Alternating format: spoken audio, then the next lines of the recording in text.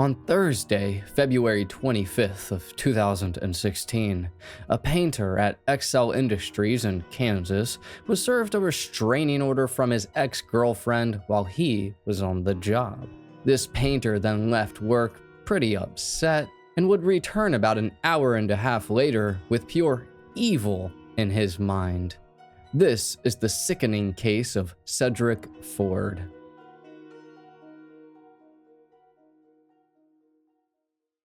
Hello, friend, and welcome to High Time Crime. My name's Joel, and on here I specialize in true crime and also making sick edits of my cats.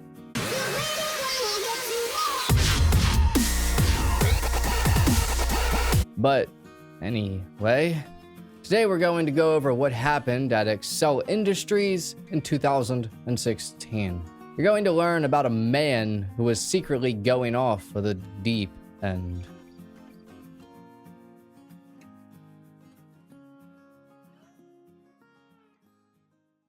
Cedric Larry Keith Ford, some people also called him Cedric, was born on January 10th of 1978 in Miami, Florida, to his mother Ruthie Mae Ford.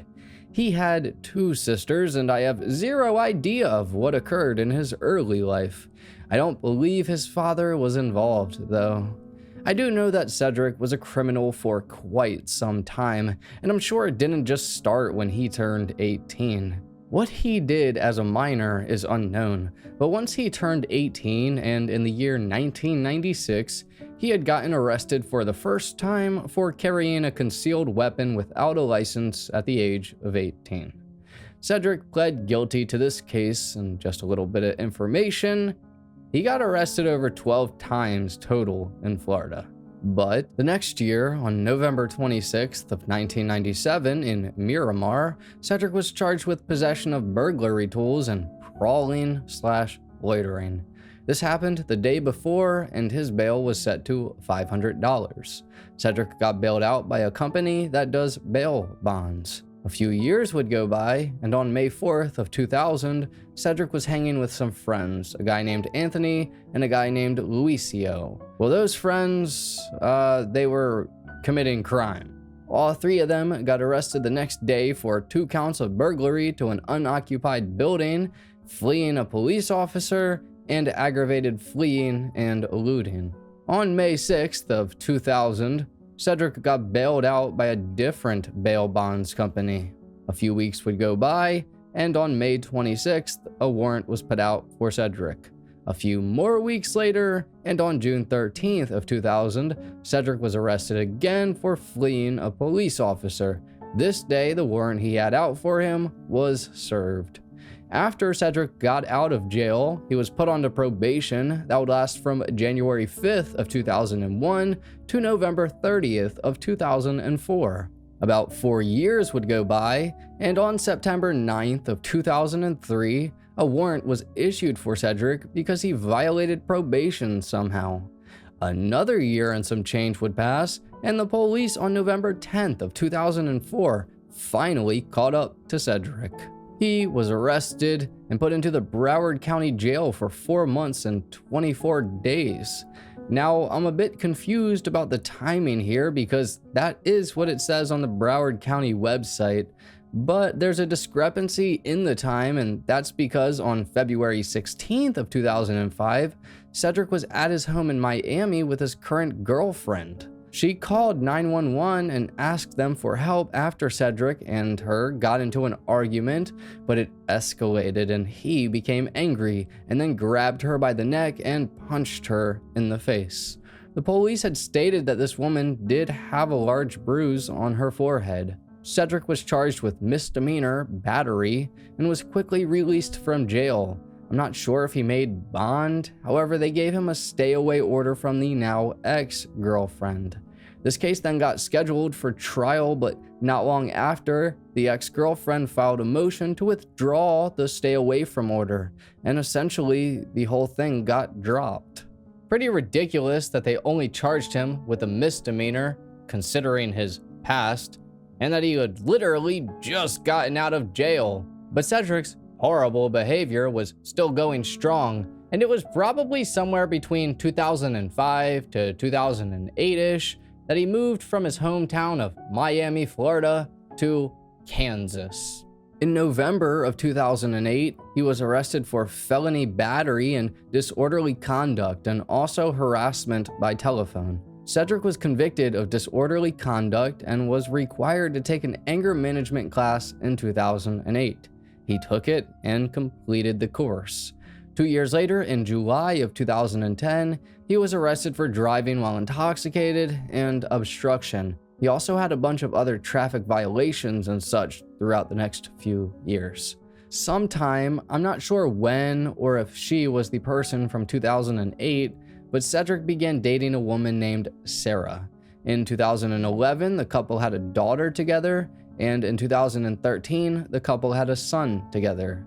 Cedric, sometime I believe in 2011, was also hired at Excel Industries. Excel Industries, according to their LinkedIn, is a leading manufacturer of outdoor power equipment headquartered in Heston, Kansas. They are a company rooted in innovation and quality, building the fastest and toughest zero-turn mowers in the industry.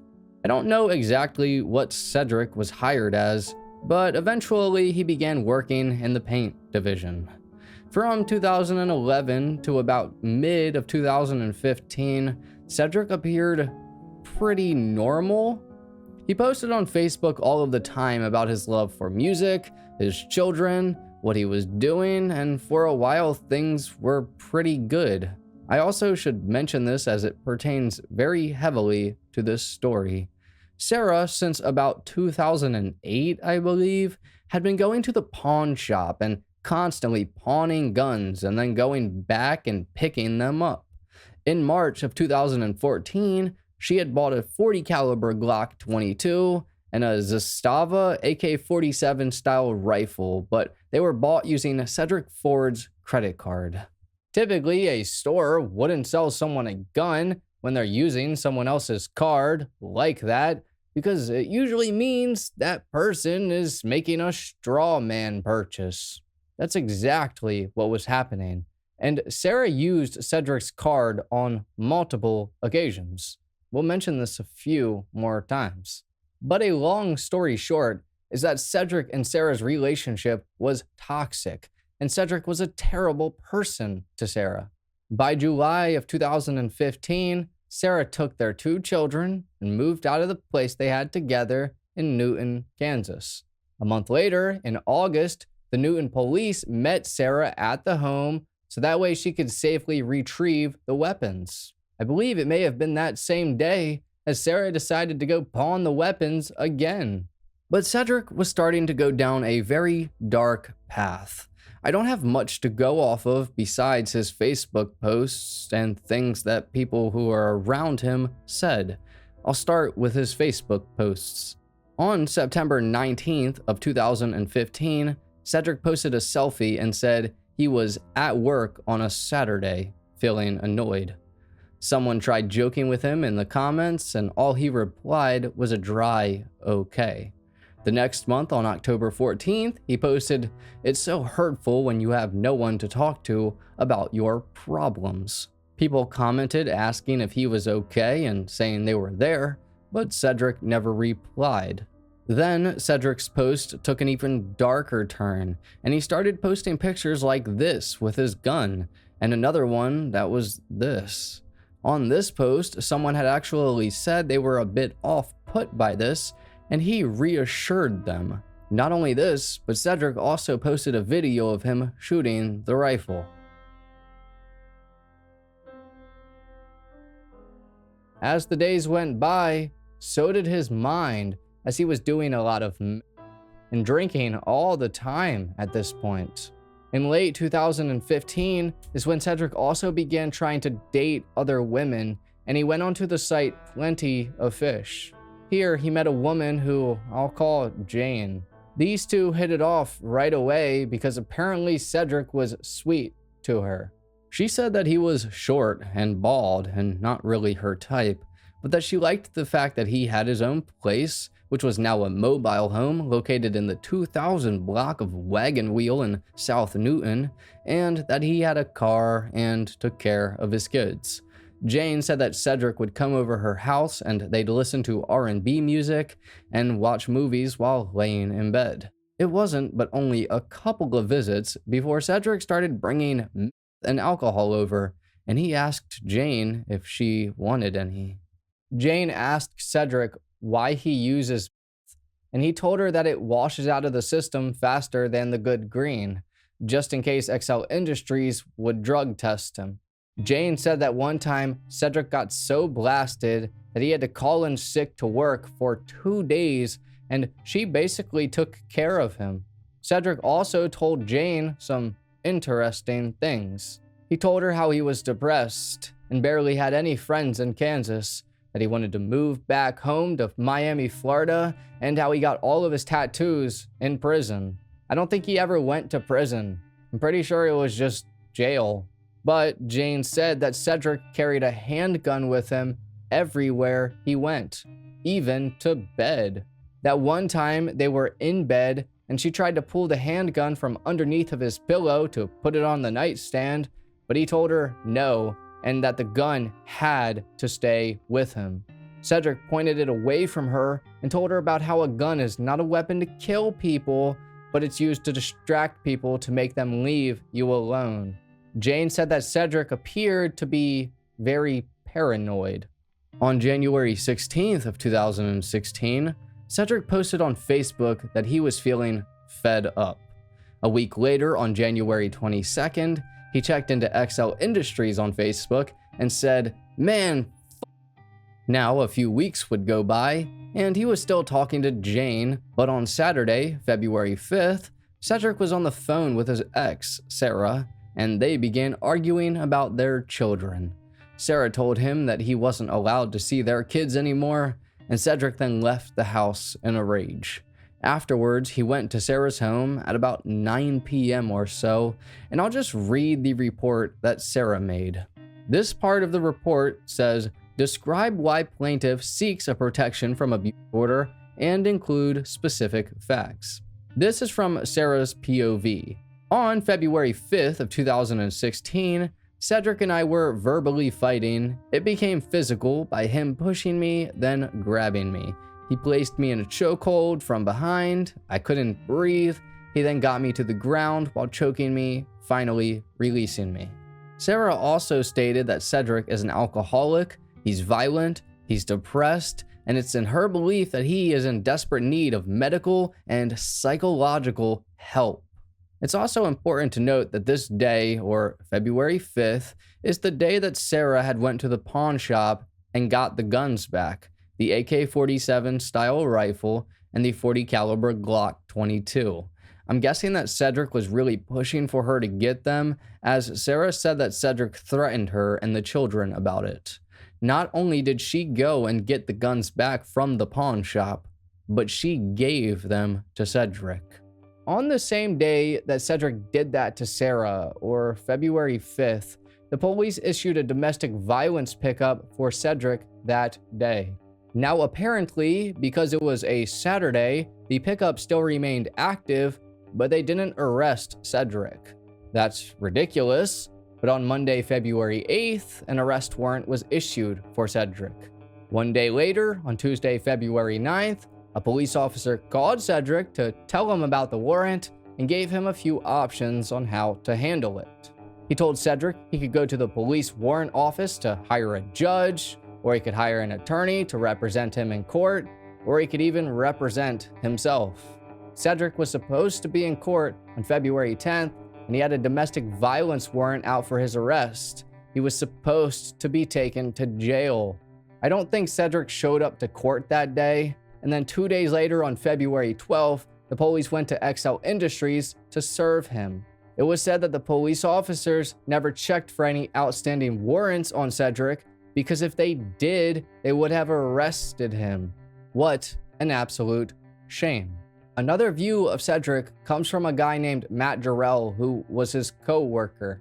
Matt said that he would consider Cedric almost like family, and they were really close. They worked together in the paint section of Excel Industries. Matt also said that it was like a week before all of this, Cedric just bought a new truck from Matt's neighbor and was very excited to fix it up. It's important to mention that Cedric in November of 2015 had also gotten demoted from the paint line to the paint booth. It's unclear why. Also, another coworker of Cedric's said he was picked on a lot and teased a lot, but he would also tease people back. In December of 2015, Cedric also received a complaint about him from somebody at work. I'm not sure who, though I will mention a situation later involving his coworker that's just awful. Cedric was getting worse and worse, and things were only going to ramp up very soon.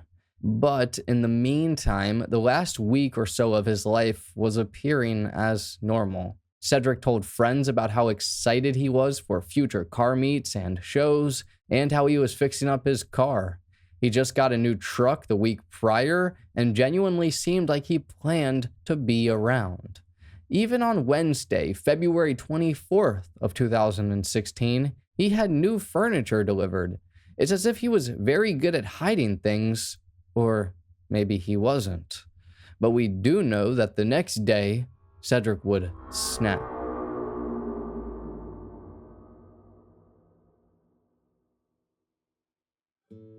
On Thursday, February 25th of 2016, 38-year-old Cedric Larry Keith Ford woke up, and this day probably started out pretty normal for him.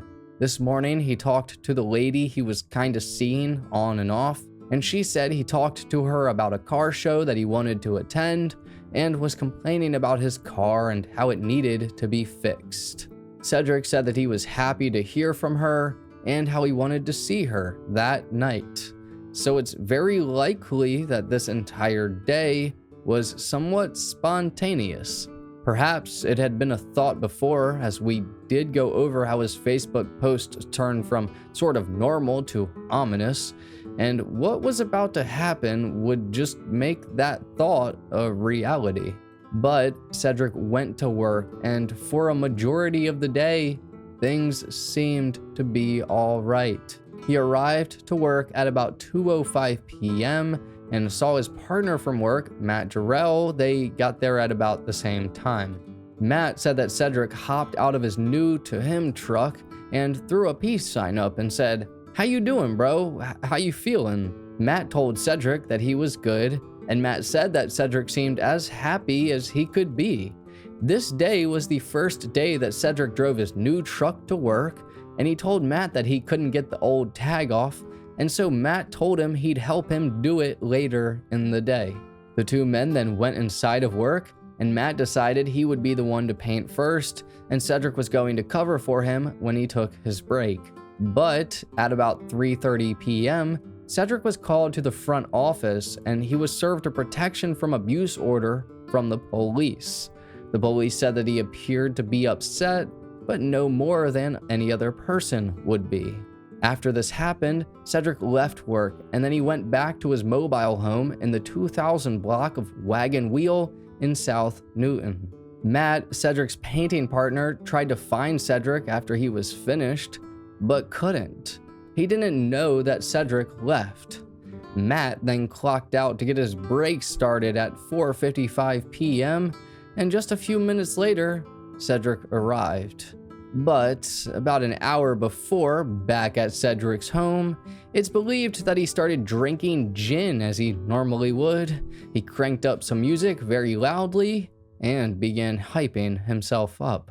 Not only this, but he began to do and a whole lot of it. In fact, it was found that he had 135 times the standard dose. Cedric, at some point in time, decided that he was going to go on a rampage. He was wearing a white t-shirt with a shoulder holster that held his .40 caliber Glock 22, and in his hands he had the Zastava AK-47 style rifle, and he even took a video of himself while doing this. I don't know if that was released or not. but a neighbor of his called their property manager to complain that Cedric's music was too loud and asked the property manager to go tell him to turn it down. Before that could happen though, this neighbor saw Cedric slam his door to his home and walk off carrying 2 guns. He then threw them into his Dodge Charger and sped off. This was probably at about 4:30 to 4:40 p.m.-ish. Cedric had a plan, and that plan was to go to his job at XL Industries and take out as many people as he could. But I also believe that his plan involved killing anyone that he could, and it didn't really matter who, and that's because of what he does first. Here on this map that was released is where Cedric began his attack, or a 4-way stop at 12th and Meridian, and as he was driving, he passed an older woman named Edna Decker. Edna had been grocery shopping and saw Cedric in his car at a stoplight. Then, by the time they reached 12th Street, Edna said Cedric was following so close behind her, she thought he was going to pass him. Cedric then passed around Edna, but then all of a sudden he stopped his car in the middle of the road right in front of her. Next, he got out and he was carrying the AK-47 style rifle. Edna looked at him and her first thought was, "I'm dead." Cedric then walked right up next to Edna's window and used his hands and told her to get out of the car, but Edna shook her head. Edna knew he was going to shoot her, and so she said her first impulse was to lay down. As Edna went to lay down, Cedric shot at her, but miraculously, because she laid down, he missed, and she thought he was going to shoot again, but he didn't. Next, Cedric began walking towards cars that were on the opposite side of the road, and Edna quickly got out of there. She put her car in reverse, apparently went into a ditch, and then somehow made it to a neighborhood and tried to call 911, but kept dialing 919. Meanwhile, Cedric was still on the loose. Why exactly he tried to carjack Edna is not known, but next he got back into his Charger and continued north. He wanted to carjack someone. Cedric also wanted to hurt someone though, and so as he was passing a Toyota RAV4 that had a grandfather with 2 of his grandchildren in it, he pulled his AK-47 style rifle up and shot through his windshield at the grandfather and his grandchildren. This grandfather tried to duck, but he ended up getting shot in the shoulder. Afterwards, one of his grandchildren called the police, but was so shooken up that he didn't realize his grandfather had gotten shot, and he also told the police that the guy who did it was a white male with blonde hair. Now on. Okay, so there was a guy just shooting at us. Where are you at? We're on Meridian. Did you happen to see what the guy looked like? He's a white male. I just saw a white male, and I think he had blonde hair. But Cedric continued north and drove about 1.5 miles, and then he stopped in the middle of an intersection at Meridian and Heston Roads. He blocked traffic and forgot to put his car in park, but got out of it and started pointing the rifle at 2 guys who were in a Dodge Ram. Cedric's car then hit him, and I'm pretty sure he fell, and either as he was falling or when he fell, he shot 2 shots into the ground. The 2 men who were inside of the truck got out and began running away, but Cedric cowardly shot one of the guys in the back of the leg as they were running. Cedric then jumped into the Dodge Ram, spun the truck around, and began driving down Heston Road. At this point, the police had been called for both incidents, but did not realize they were connected. At about 5:02 p.m. is when Cedric arrived at XL Industries, and he specifically went around back, which had been near the paint section where he worked at. Cedric bursted out of his car with a rage, and he immediately began shooting, I believe, in the parking lot. A guy who was in his car called the police, and here's what he said. 911. We need police to XL Industries. A guy just popped out with an AK-47 and started shooting. Okay, where are you at? XL Industries in Heston. You're at XL? Yes. Has anybody been shot? I don't know. I was in my car. I took off. I wasn't going to get shot. I just wanted to call you guys and tell you we need police there now.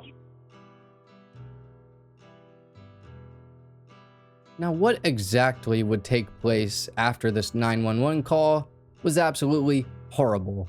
Basically, what Cedric did was go through the entire building and shot people indiscriminately, even people he had previously worked with and liked. Everyone inside was running around trying to get out, and I'm sure there was massive confusion going on because of the fact that all of these employees had watched videos about what to do if a mass shooting or something bad takes place, and they were given a code word for that incident. This company, or this particular place, chose the word fire, and so people were running around yelling fire. I'm positive that when a bad situation happens, that you're not exactly thinking about the code word that you learned for 20 minutes, so people were literally thinking a fire was happening, and machines were popping, and it's just terrible. One guy who had gotten shot but survived had came face to face with Cedric and yelled fire to him, but then realized that Cedric was the one who was doing the shooting. Cedric was also going back and forth from shooting the pistol to the rifle, and he was walking and running and sometimes not shooting people. He was doing things very randomly. It was also said that Cedric may have been looking for people, and he killed people that he had problems with. I'll get into that shortly. It was said that he looked cold and had no emotions. Some people say he was smiling while doing this. At one point, Cedric even dropped his first magazine with 7 rounds still inside of it after having a malfunction. It's said that that malfunction saved a lot of lives. Eventually, the Heston police chief, Doug Schroeder, had gotten a call over the radio at about 5:03 p.m. that said active shooter. This call was made by a guy named Andy Ray, who was an Excel employee and also the Heston Fire and EMS captain. He had his emergency radio on him and made the call while he was running out of the building. Police Chief Doug had just ironically gotten finished taking an exam on workplace violence when that call came in. Immediately, he got on his ballistic vest, got his AR-15, and went right to Excel Industries. It's said that within 30 seconds of that call, that the police chief had gotten there and he was alone. Immediately, he went inside, and the scene was awful, but Police Chief Doug knew he had to take out this threat. As he heard gunshots continue to ring out, he followed along the hallway, and a guy in the hallway knew a faster way to get to where Cedric was. Police Chief Doug took it. Eventually, Police Chief Doug got right to where Cedric was. Cedric had been behind a door trying to kill other people. As Cedric began to open this door, Police Chief Doug was in a good position, and as soon as he saw Cedric, he fired. Cedric, out of instinct, fired his handgun while Police Chief Doug was firing too, but Cedric missed. Police Chief Doug, however, did not miss, and in fact, within a few seconds, Cedric Ford was dead. Police Chief Doug called into the radio and said that he was down. After several minutes, 3 people were dead and 14 others were injured for absolutely zero reason.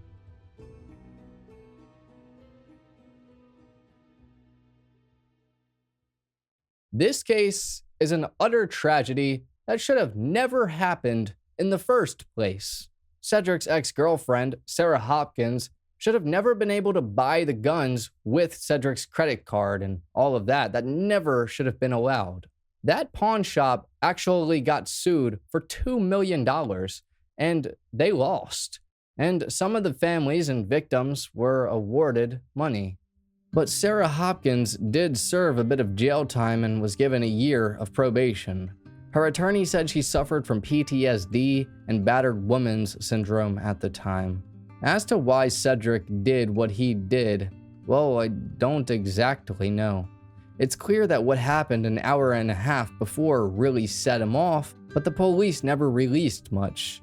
I could do an FOIA request if you all would like me to. But as to whether or not he was thinking about doing this for a while or not, it's unclear.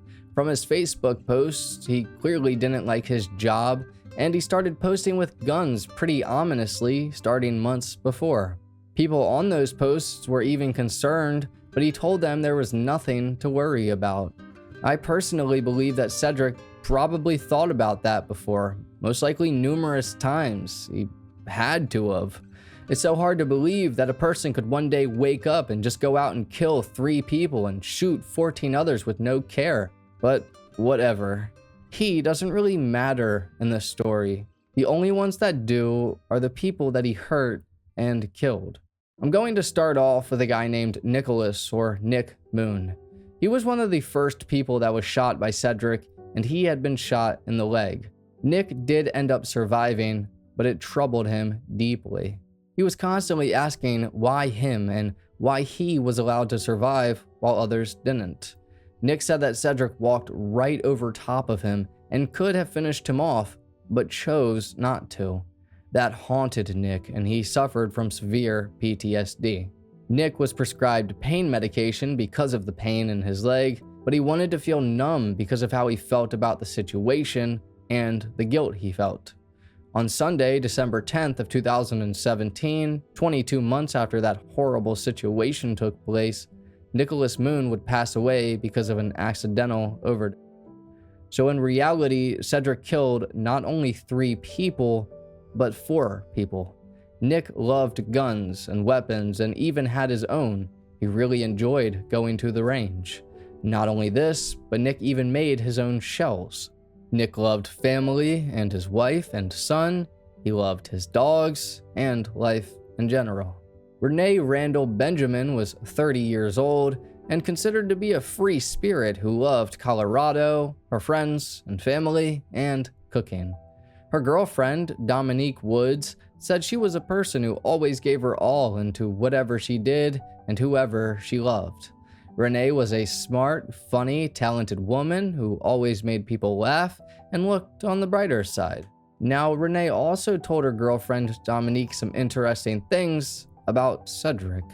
Renee worked in the paint department with him, and at one point in time, they were cordial or friends even. And Cedric at some point had picked Renee up for work when her car was having issues. Eventually, Cedric became weird and started harassing Renee and grabbing her butt, and one time it was said he even flipped food out of her hands. Renee was the only person shot that day with multiple gunshot wounds, and it was also said, I'm unsure if this is true, that Cedric had even went back after shooting Renee the first time to shoot her again. Absolutely awful. Joshua Lee Higbee, or Josh, was 31 years old, and he was adopted at the age of 2. Joshua loved fishing and playing Xbox and gardening. He was also an okay mechanic. Joshua had a fiance and a 4-year-old son whom he loved very deeply. His son was his world. Joshua was working hard to provide a good life for his family, and he did just that. He overcame what was said to be a hard childhood after being adopted, and he managed to make a life of his own. Brian Sadowski was 44 years old and worked at Excel Industries for about 6 years before that awful day. Literally an hour before he was killed, he was promoted to Raptor Auto Tech. Brian was a non-judgmental, trustworthy man who was hardworking and considered to be very reliable. It was said that Brian was the go-to man. Brian was a father and a husband, and so much more. He loved the Pittsburgh Steelers and sports in general. He loved his animals and just life. It's so upsetting to read about hard, good-working people that are taken from this world for no good reason at all. I really hope that all 4 of these innocent souls are resting peacefully and that their families have been able to find a bit of peace. But anyways, thank you for watching this episode of High Time Crime. If true crime is your thing, then please like and subscribe because it's all we do. I also have an all-exclusive Patreon if you're interested in that. There's a bunch of tiers to choose from, and the third one allows for you to see a Patreon-only video, and that tier and the second one allow you to have your name at the end of each High Time Crime video. I hope you have a great rest of your day. Take care, friend.